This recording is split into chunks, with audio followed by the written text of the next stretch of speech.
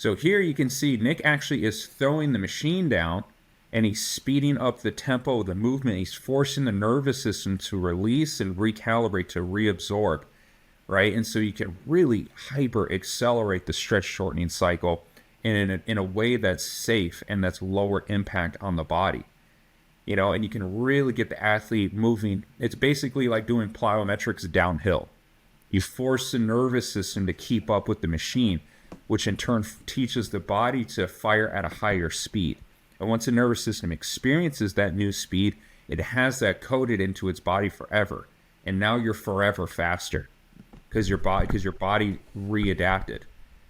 So That's really cool. I know that sprinters do that for their training when they're like Olympic sprinters will run downhill just to train faster strides. And obviously, when you adjust, and they'll do both. They'll sprint uphill to train the strength, and then they'll sprint downhill to train the speed, and then obviously try to bring it together for competition. Right. It's called overspeed.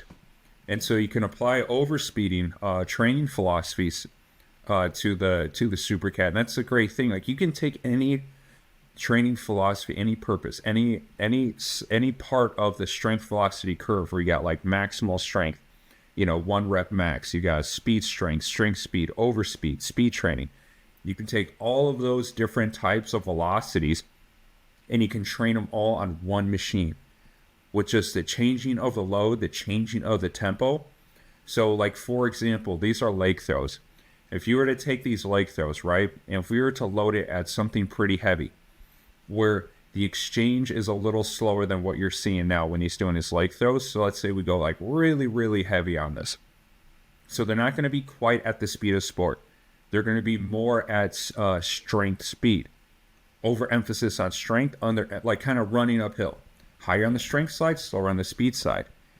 Now all you have to do is, if we need more speed strength, just take off the load, speed up the tempo, throw that carriage back down on the athlete. Now, with minimal setup time, quickly just changing a couple loads and understanding the proper velocities, now we're hitting an entirely different part of the force velocity curve, all in one training session.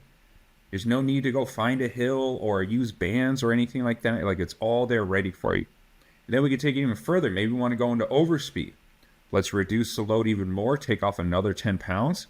Now we're going to put a band on the Supercat arm while I'm throwing it down, and now I'm really throwing the machine down. I'll try to go like 3 times as fast as what you're seeing with those leg throws. And now we're reaching overspeed. So if the athlete is really powerful, really strong, say like an NFL player or something, but they need just more speed, they have enough strength, just change the load, change the tempo, we can target exactly what they want. So the Supercat is very customizable and very adaptable to whatever. So you can train multiple athletes in a single training session that all have different types of requirements or different goals. And if you know what you're doing, you know what you're looking for, you can just reshape the modality. One athlete does it this way, the other athlete does it that way. So it just makes life so much easier as a trainer to have this machine. Not only that, is that you can, let's go to Sports Science Lab. Let's go to Dominick Cruz, Sports Science Lab. Because this machine is also phenomenal for physical therapy and neuromuscular redevelopment. So we search the videos. We scroll down, we should see Dominick Cruz right there with, you see, that one. So Dominick Cruz really utilized this machine for his rehab. Now the great thing about this machine is you can do manual loading, customizable loading on the athlete, and you'll see that. So go for like another 60 seconds because there's a little bit of explanation we got to skip through. Keep going. All right, go back. Start right there. So you can see, you can see how the trainer is manually loading. So it's really heavy, but you can reach the very threshold of the athlete's strength capacity with this machine according to how it feels for you. You can hit that perfect spot where it's not too heavy, but it's not too light. It's just what the athlete needs to get the necessary improvements.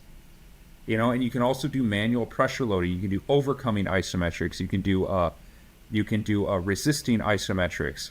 You can do all sorts of different things just by simply modifying the